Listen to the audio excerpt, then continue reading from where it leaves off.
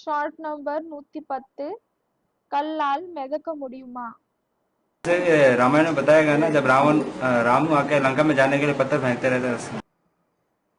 இப்படி ராமாயணத்துல சொல்லப்பட்டிருக்குல, ராமர் ராவணனோட சண்டை போடுவதற்காக கல்லால் உருவாக்குன அந்த பிரிட்ஜை கட்டுனாரு. नदी में அது நதியில மிதந்து கொண்டே இருந்தது.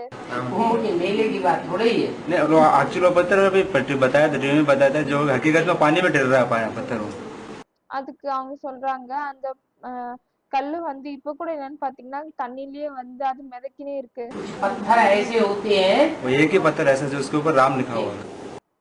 அப்ப அவங்க சொல்றாங்க, நிஜத்துல என்னன்னு பாத்தீங்கன்னா அங்க ஒரே ஒரு கல் இருக்கு, எதுல ராமர் என்று எழுதிருக்காங்க.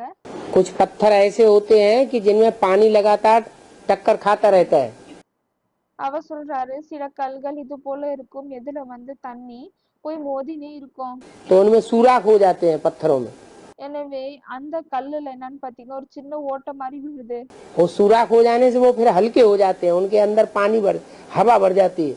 பிறகு அந்த ஓட்டை ஏற்படுவதன் காரணத்தால அந்த கல்கள் பிறகு மிகவும் லேசாகி விடுகிறது. அந்த ஓட்டை இருப்பதன் காரணத்தால் அதுல காத்து போகுது. वो हवा बाहर नहीं आती है, इसलिए वो पत्थर तैरते हैं।